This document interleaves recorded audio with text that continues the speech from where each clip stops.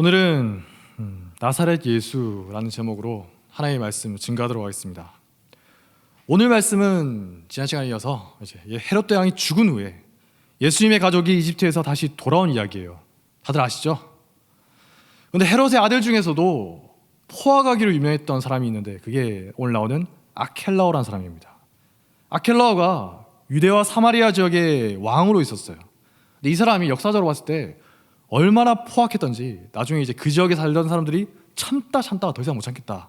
그래서 로마에 직접 가서 아켈라오의 잔인함과 폭정을 고발했다고 합니다. 어느 정도냐? 아켈라오가 즉위할 때 6월절 행사에 참가했던 사람들을 거의 한 3,000명 정도는 학살하고 자기 통치를 시작했다고 하거든요. 자기 아버지였던 헤롯 대왕의 잔인함을 가장 잘 물려받은 사람이 아켈라오였던 거죠. 그래서 나중에 아켈라오는 폐위됩니다. 쫓겨나고 유대 지역은 로마가 직접 총독을 보내서 통치하게 됩니다. 나중에 이 지역 총독으로 온 사람이 여러분들이 아시는 본디오 빌라도입니다.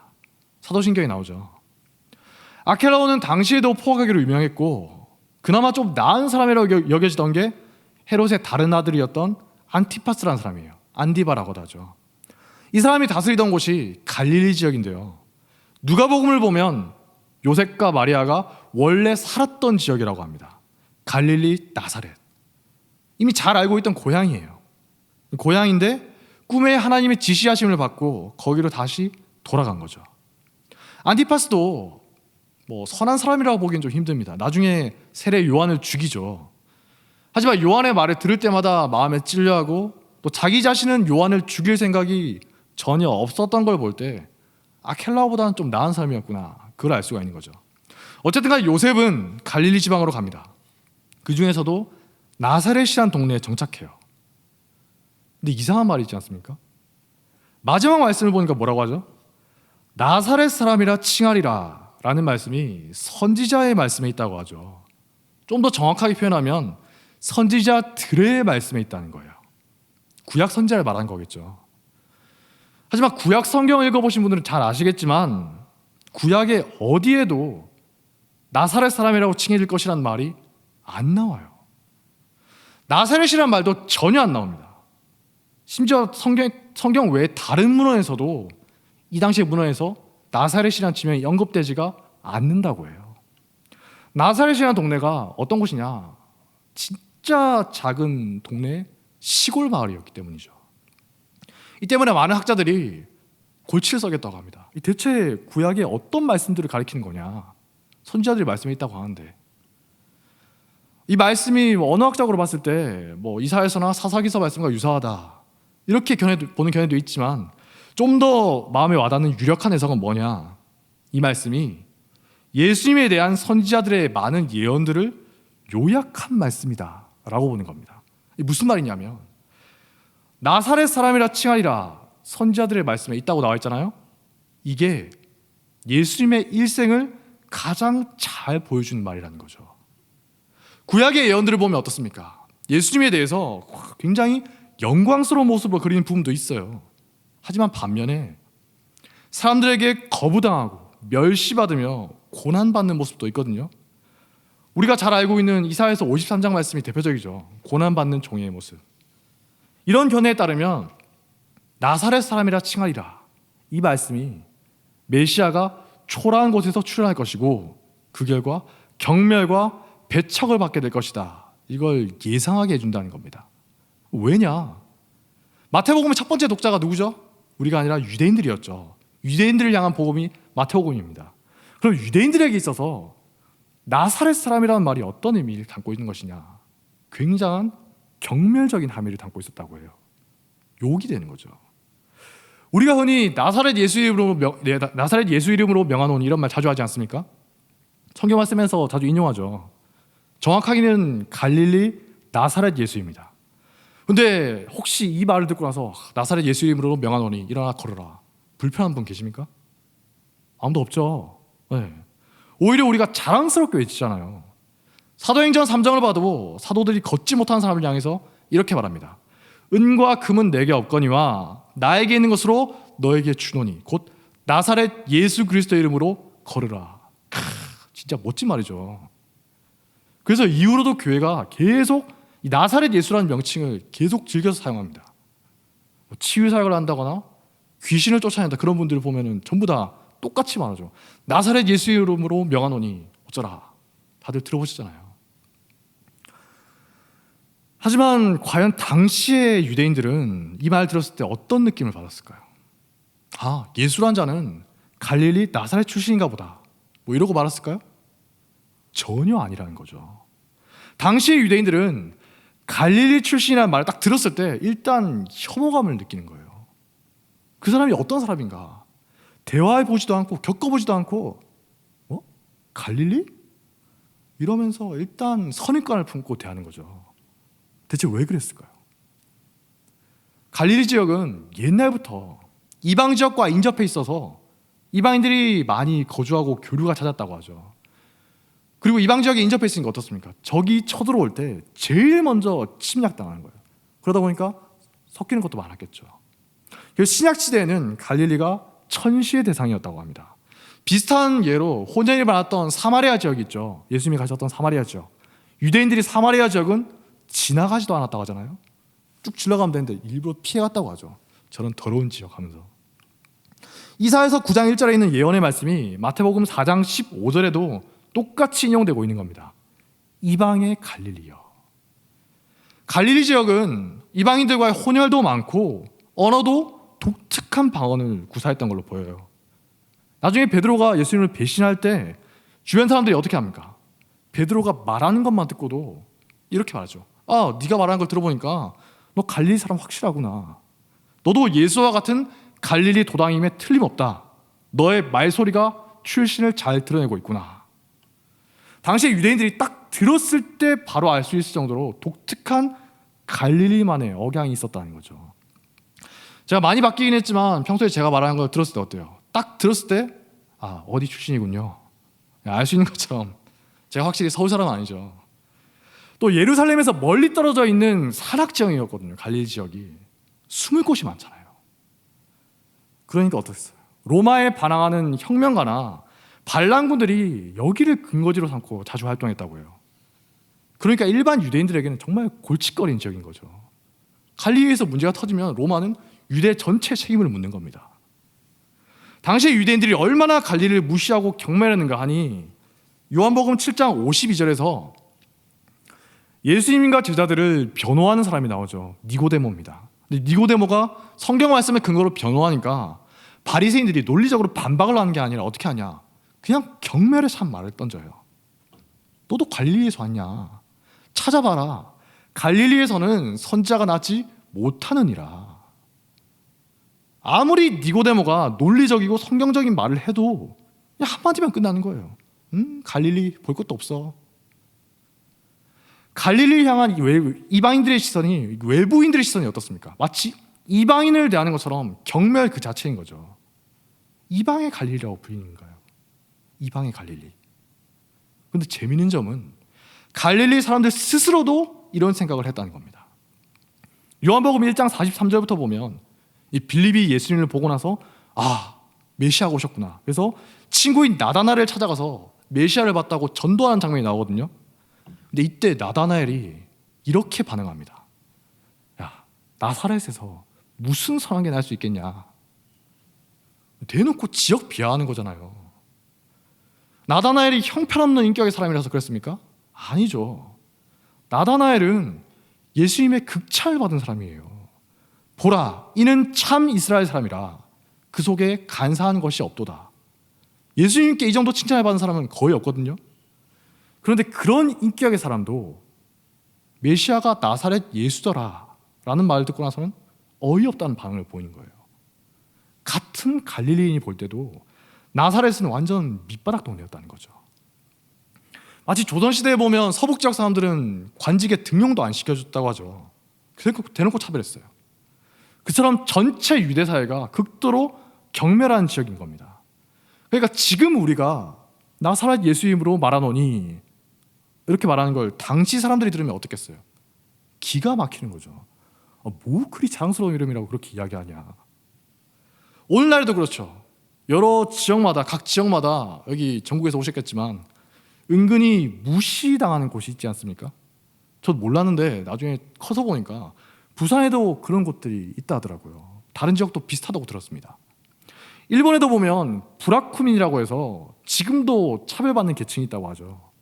예전에 거기 거주민의 후손이다, 브라쿠민에 살았던 사람의 후손이다, 이게 들키면 어떻게 되냐? 파혼당해요. 그런 자와 내 딸을 결혼시킬 수는 없다. 파혼당하고 직장에서도 쫓겨날 수 있다고 합니다. 지금도 그런데 옛날에 얼마나 심했겠어요. 평생 동안 따라다니는 꼬리표 같은 거예요. 저놈 저거 갈릴리 출신이다. 갈릴리 나사렛 예수라는 명칭은 전도할 때 득이 될 요소가 전혀 없다는 거예요. 지금으로 치면 뭐 이런 거겠죠. 죄송합니다. 창녀촌 출신 김예수를 믿으라. 누가 믿겠어요? 가능하면 가능할수록 숨겨야 되는 거죠. 게다가 예수님의 제자들 중에서 상당수가 갈릴리 출신입니다. 왜 하필 여기서 뽑으셨나? 최소한 적어도 6명이 갈릴리 출신이라고 분명하게 나와요. 기독교는 시작부터 경멸과 조롱과 멸시를 자처하는 집단이었던 거죠. 갈릴리, 그 중에서도 누구도 관심을 주지 않던 작고 천한 마을 나사렛 출신 예수가 수장이죠. 그리고 천박한 갈릴리인들이 다수를 차지하고 있던 집단이 여러분들이 존경에 맞지 않던 메시아 공동체의 정체였던 겁니다. 그러니까 당시의 유대의 지식인들, 가진 사람들이 어떻겠어요? 완전 혐오 그 자체인 거죠. 갈릴리 한 명 있어도 혐오스러운데 집단으로 뭉쳐서 돌아다닌 거예요. 기독교는 시작부터 이런 곳이었던 겁니다. 나중에는 다릅니까? 로마 제국에서 기독교를 가리키는 별명이 있었는데 그게 뭐냐? 노예들의 종교였어요. 노예들이나 믿을 법한 하찮은 집단이라는 거예요. 우리나라로 치면 상것들, 쌍놈들이나 믿을 법한 그런 종교라는 거죠. 이게 여러분이 지금 즐겁게 믿으시는 기독교의 원래 모습인 겁니다. 요즘에 흑수저라는 말 자주 쓰죠. 흑수저. 복음서를 바꿔서 말하면 갈릴리 흑수저 일대기인 거예요. 아차 싶으신 분들은 지금이라도 늦지 않았으니 다른 종교 찾아가시면 됩니다. 나사렛 정신으로 살던 초대교회는 로마 제국의 국교가 되면서 서서히 이제 변질되기 시작합니다. 노예들의 종교였잖아요. 근데 이제는 어떻게 되죠? 가진 자의 표시고 사회적 지위의 상징이 되어버린 거죠. 요즘도 그렇다고 하지 않습니까? 무슨 유명한 교회 다닌다는 게 훈장처럼 여겨진다고 하죠. 나 어느 교회 출신이야, 어느 교회 다니고 있어. 어느 정도 사회적 지위에 오른 사람이면 유명한 교회도 다니고 거기서 안수 집사나 장로 같은 직분도 받고, 거기에 무슨 나사렛 정신이 있다는 겁니까? 그런 건 오히려 종교개혁 이전의 교회나 우리나라의 1공화국 시대와 비슷한 거죠. 제1공화국 시대. 종교개혁 이전의 교회가 어때요? 권력과 부를 추구하면서 극도로 부패했다고 하죠. 우리나라의 제1공화국 때도 그런 일들이 있었다고 합니다. 정치적으로 출세하려면 교회 다녀야 돼요. 교회에 아는 사람도 있고 교회에 커넥션이 있어야지 높은 자리에 올라갈 수가 있고, 어디 가서 명함 내밀려면 어느 무슨 교회 집사나 장로구나 그 정도쯤은 되어야 되는 거고, 그러다가 어떻게 됩니까? 4.19가 터진 후로 한동안 젊은 사람들이 교회를 멀리했다고 하죠.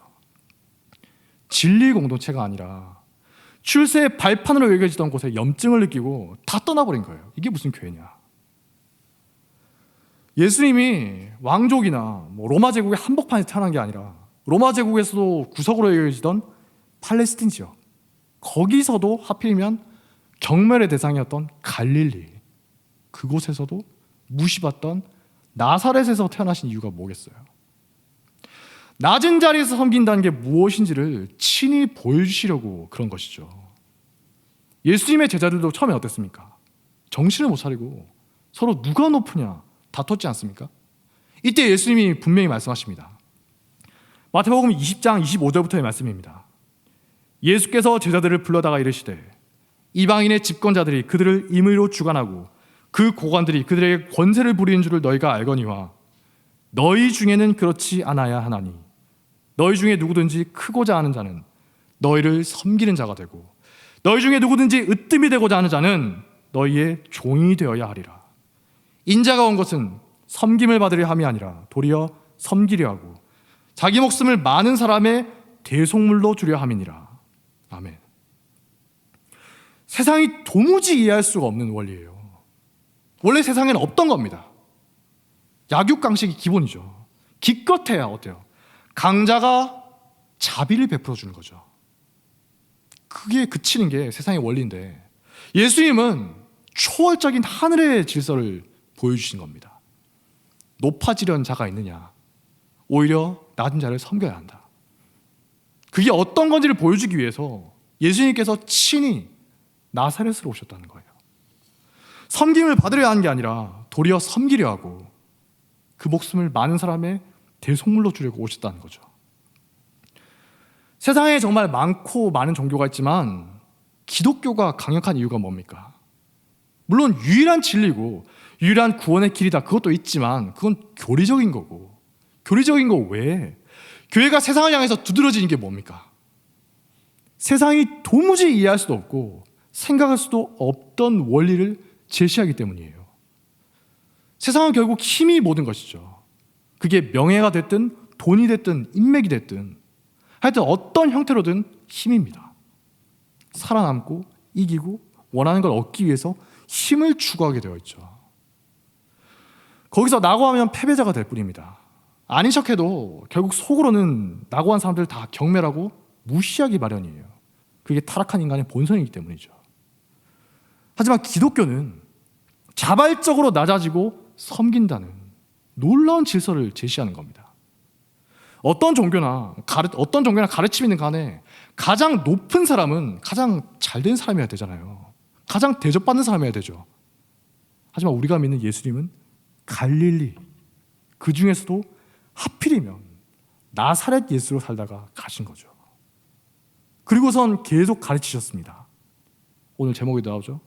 이방인들은 힘을 추구하고 힘으로 서로 다스리고 권세를 부리는 줄을 너희가 알거니와 너희 중에는 그렇지 않아야 하나니. 그렇게 가르치시다가 최후의 만찬 때는 어떻습니까? 친히 낮은 자세가 어떤 것인가 보여주셨죠. 종들 중에서도, 노예들 중에서도 가장 낮은 종이나 할 법한 천한 일, 발 씻어주는 일을 하셨어요. 요즘에 세족식이라고 하는데 그게 일종의 좀 쇼 비슷한 게 돼버렸죠. 옛날에는 제일 천한 자나 하던 짓입니다. 발 씻어주는 일을 하셨어요. 제자들이 기겁한 것도 놀란 일이 아니에요. 이때도 예수님이 말씀하십니다. 내가 주와 주인이나 또는 선생이 되어서 너희의 발을 씻었으니 너희도 서로 발을 씻어주는 것이 옳으니라. 내가 너희에게 행한 것 같이 너희도 행하게 하려 하여 본을 보였노라. 누가 기꺼이 낮은 자리에서 섬길 수 있겠습니까? 예수님 덕분에, 아까 우리가 찬양했죠. 성령이 임하소서. 예수님으로 인해서 성령 충만함을 받고 감사함으로 인해서 제가 정말 예수님의 본을 따르겠습니다. 예수님의 본을 따르려는 사람들, 우리 그리스도인 아니겠어요? 우리가 아니면 대체 누가 예수님이 제시하신 이 초월적이고 놀라운 하늘의 가르침을 이 세상에서 실현할 수 있겠습니까? 우리에게는 여러 차례 반복해서 주어졌던 예수님의 가르침들이 있고 친히 보여주신 본이 남아있는 겁니다. 누구도 이걸 부정하면서 스스로를 그리스도인이라고 할 수는 없을 겁니다. 만약에 우리가 기독교인이라고 하면서 내가 기독교인입니다 하면서도 실제로는 힘의 질서를 추구하며 살아간다면 마치 하나님을 모르고 사는 이방인과 다를 게 없다는 거죠. 이방인들은 그러거니와 너희는 그렇지 않아야 하나니. 하지만 현실은 그렇지 않죠. 세상을 향해서 예수의 본을 보여야 하는 교회가, 교회에서조차도 예수님의 당부의 말씀이 잘 지켜지지 않고 있는 걸 우리가 볼 수가 있어요. 저는 여기에 온 지 얼마 되지 않아요. 잘 모릅니다, 분위기가 어떤지. 그래서 누가 어떤지 전혀 모르는 상태로 정말 눈치 보지 않고 성경의 원칙을 말할 수가 있어서 다행입니다. 제가 표적 설교 하고 싶어도 못해요. 누가 누군지 몰라서. 만약에 제 말씀을 듣고 찔림이 된다면 하나님 앞에 회개하고 서서히 고쳐나가면 될 것이고, 제 말이 혹시 거슬린다면 하나님께 따지시면 됩니다. 왜 그런 말씀을 주시냐고요. 저는 몰라요. 불만 있으면 하나님께 따지세요. 저는 말씀을 전할 뿐입니다. 제가 어렸을 때부터 보고 들은 바 많은 교회에서 예수님의 가르침이 지켜지지 않는 경우가 정말 많은 것 같습니다. 더욱더 겸손한 자세로 섬기라 주어진 직분이 있죠. 집사, 장로, 그리고 우리 같은 사역자들. 그런 직분이겠지만 일종의 계급처럼 여겨져서 집사나 장로나 사역자란 직분이 어느 정도 교회 다니면 당연히 돼야 되고 선망의 대상이나 갑으로 여겨지는 거죠. 직분은 결코 계급이 아닙니다. 혹은 교회 내에서 사회적 지위라거나 가진 것으로 인해서 발언이 강해지고 높아지는 경우는 없습니까? 심지어 나이가 많다고 갑질하는 경우도 있죠. 이거 특히 우리나라에서 자주 발견되는 패당인데요. 성경을 보면 연세가 많은 분들의 지혜를 존중하고 연세가 많은 분들의 예를 갖추라는 말씀이 분명히 있어요. 좋은 말씀이죠. 나이 많은 분들에 대해서 우리가 예를 갖추는 게 잘못된 게 아닙니다. 성경적인 질서예요. 하지만 내가 나이가 많다고 해서 섬김받으려 하고 갑질하는 순간 예수님의 가르침을 떠나버리는 겁니다. 예수님이 뭐라고 하셨죠? 자기 스스로 높다고 여긴다면 오히려 낮은 자세로 섬겨야 한다. 제가 어렸을 때 다녔던 한 교회에서 수련회에 갔습니다. 중고등부였는데 중고등부 고학년들이 저녁에 전부 집합시켜놓고 저학년들을 기합을 주는 거예요. 저는 이제 중1 신입생이라고 봐줘서 빠졌습니다. 보고 있었죠. 근데 그런 걸 아무렇지도 않게 하더라고요. 평소에도 교회에서 어떠냐 보니까 나이 순으로 잘라서 당연히 어린 것들이 알아서 형 누나들을 챙기고 기고 어린 것들을 양보하고 형들에게 져줘야 하는 게 당연하게 여기시는 문화가 있었습니다. 요즘도 그렇습니까? 예전에는 그런 게 있었어요. 정신이 나간 거죠. 부끄러운 줄도 모르고 그런 걸 당연하게 여겼던 겁니다. 그때는 제가 성경이 뭔지 잘 몰라서 그냥 뭐 그런가 보다 하고 있었는데 나중에 제가 신학교를 가니까 거기서도 그런 문화가 있더라고요. 자기가 저보다 한참 형이라고 소위 형대접을 하라고 이제 강요하는 거죠. 네가 동생이니까 당연히 나를 섬기고 당연히 양보하고 동생이니까 당연히 네가 알아서 뭘 해야지. 무슨 분위기인지 아시겠죠? 그래서 신학교 때 이제 대판 싸운 적이 몇 번 있습니다. 그때는 제가 아직 상화가 덜 돼서 말이 안 먹히니까 나중에 여러 명이 몰려와서 이제 저를 둘러싸고 뭐라고 하는데 제가 일단 들어봤어요. 뭐라고 하는지. 아무리 들어도 납득이 안 되더라고요. 이게 지금 일반 회사나 군대나 학교도 아니고 교회인데 교회에 가서 가르칠 사람들 양성하는 신학교인데 지금 뭐 하자는 거냐. 그래서 제가 그분들께 차분하게 설명해 드렸습니다. 최대한 온건하게. 마태복음 15장 3절부터의 말씀을 인용해서 말씀드렸죠. 너희는 어찌하여 너희의 전통으로 하나님의 계명을 범하느냐. 너희의 전통으로 하나님의 말씀을 폐하는도다. 사람의 계명으로 교훈을 삼아 가르치니 나를 헛되이 경배하는도다.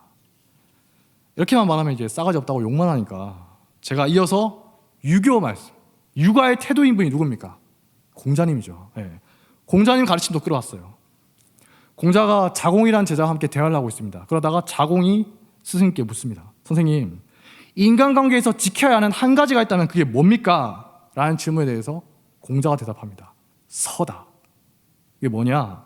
내가 당해서 싫은 것은 남에게도 하지 마라. 그게 서라는 거예요. 그렇게 말한 후에 저는 되물었죠. 예수님과 공자의 가르침은 모두 제 생각과 같은데 그렇다면 형님들은 기독교도 아니고 육아도 아니고 대체 무슨 전통을 근거로 저에게 그렇게 훈계하십니까? 할 말이 없던지 이제 몇 번 부딪힌 후로는 그냥 저를 내버려 두더라고요. 지금까지도 그분들이 제 욕을 하고 있을지는 모르겠습니다. 하든지 말든지. 하지만 성경 말씀이 찔림이 되고 부담이 되는 사람이라면 아, 내가 잘못 알았구나 깨닫고 나서 서서히 바뀌어갔겠죠. 반면에 신학교에서 나이도 저보다 훨씬 많아요. 아는 것도 저보다 많습니다. 능력도 출중해요. 근데 그런 분들이 스스럼 없이 사람들을 대하고 먼저 다가와서 안녕하세요 하고 인사해주고 어른이기 때문에 대접받으려고 하는 것이 아니라 어른이기 때문에 먼저 동생들을 섬겨주고 실수해도 참아주는 것들을 볼 때 정말 마음이 따뜻해지고 제 고개가 절로 숙여지더라고요. 내가 누군데 이런 천박한 권위주의는 멀리해야 되는 것이지만 성경이 말하는 정당한 권위가 그분들에게 있더라고요. 나중에 어떻겠습니까? 제가 먼저 가서 말합니다. 형님 그냥 가만히 계시죠. 이런 건 제가 알아서 하겠습니다. 이런 말이 절로 나와요. 정말 저런 분들이 예수님의 가르침대로 사는 거고 저거야말로 기독교인이 마땅히 지향해야 되는 모습이구나. 참으로 많은 것을 느끼게 하는 분들을 제가 봤습니다. 다른 것도 아니고 어디서 감히 교회에서 나이나 지위나 가진 것으로 섬김을 받으려 하고 갑질을 합니까? 그러면서도 부끄러움을 모르고 당연하게 여기면서 살아간다면 예수님이 보실 때 한탄스럽지 않겠습니까? 예수님이 그토록 반복해서 마지막 순간까지 친히 본을 보이면서 가르치셨건만 이 땅의 교회는 그 가르침을 얼마나 기억하고 실천하고 있습니까? 교회가 세상을 향해서 영향력을 발휘할 수 있는 건 세상의 원리와 전혀 다른 하늘의 원리를 보여줄 수 있기 때문이에요. 힘과 권세와 재산을 가지고 발언하는 건 다른 곳에서도 얼마든지 할 수가 있습니다. 굳이 교회가 아니어도 돼요. 오히려 교회는 그렇게 하면 할수록 세상에 비웃음을 사게 되는 거죠. 특별한 척하던 저놈들도 우리가 다를 게 없구나, 별거 없구나, 이렇게 비웃게 되는 거예요. 예수님은 가장 낮은 자리인 나사렛에 오셔서 제자들의 발을 씻어주셨습니다. 이전에는 정신 못 차리고 누가 높으냐 다투던 제자들이 성령에 임하소서 성령으로 충만하게 된 후로는 어떻습니까? 가장 낮은 자리에서 섬길 때 기쁨을 느껴요. 그 욕심 많던 제자들이 자기가 사도라고 존경받으려고 하는 게 아니라 사도의 지위를 자랑하려고 하지도 않고 오히려 겸손하게 모든 사람들을 대합니다. 최후의 만찬 자리에서도 서로 누가 높으냐 싸우던 사람들인데 이렇게 변한 거예요. 갈릴리 나사렛 예수로 오신 분의 가르침이 그들 속에서 살아서 역사하기 시작한 것이죠. 그들이 그렇게 바뀌었을 때 비로소 세상은 그들을 감당하지 못하게 되고 인류의 역사가 바뀌게 된 겁니다. 그들이 힘을 가져서 그렇습니까? 권세와 재산으로 그랬습니까? 아니죠. 예수님의 가르침대로 낮은 자리에서 섬긴다. 나사렛 정신을 실천했을 때 교회는 세상에서 가장 빛날 수가 있었던 겁니다. 그러므로 사랑하는 주님의 교회인 여러분들, 혹시 낮은 자리에 있습니까? 낙심하실 필요가 전혀 없습니다. 주님과 제자들은 갈릴리 이단이라고 불렸어요. 멸시받았죠. 하지만 마침내 세상을 바꿨습니다. 멸시천대받던 갈릴리 촌놈들이 있었는데 그 사람들을 통해서 하나님은 세상을 바꾸신 거죠. 세상에서 가장 위대한 일을 갈릴리 촌놈들을 통해서 행하신 겁니다. 여러분들도 자신의 낮음으로 인해서 막 독을 품는다거나 원한을 가지는 게 아니라 성령으로 충만해지고 말씀의 사람이 될 때 하나님께서 높이실 것입니다. 베드로전서 5장 6절 말씀이 있죠. 그러므로 하나님의 능하신 손 아래에서 겸손하라. 때가 되면 너희를 높이시리라. 혹시 높은 자리에 있는 분이 계십니까? 남들보다 가진 게 더 많으세요? 그로 인해서 자랑하고 교만하고 높아지기보다 더욱더 섬기십시오. 높은 자가 스스로 낮아져서 섬기고 가진 자가 자기 가진 것으로 겸손히 섬기는 것만큼 정말 아름답고 귀감이 되는 모습이 없는 겁니다. 여러분들이 지금 가지고 있는 것은 자랑하라고 주어진 게 아니라 주님의 가르침대로 세상을 향해 본을 보이라고 기회가 주어진 것이다. 그 사실을 잊지 마시기 바랍니다. 역시 베드로전서 5장 5절 말씀, 하나님은 교만한 자를 대적하시되 겸손한 자들에게는 은혜를 주시느니라. 저는 바랍니다. 우리 교회가, 나아가서 이 땅의 모든 교회가 갈릴리 나사렛에 오셨던 예수님의 본을 따라서 세상을 향해 희생과 섬김과 낮아짐의 본을 보일 수 있기를 바랍니다.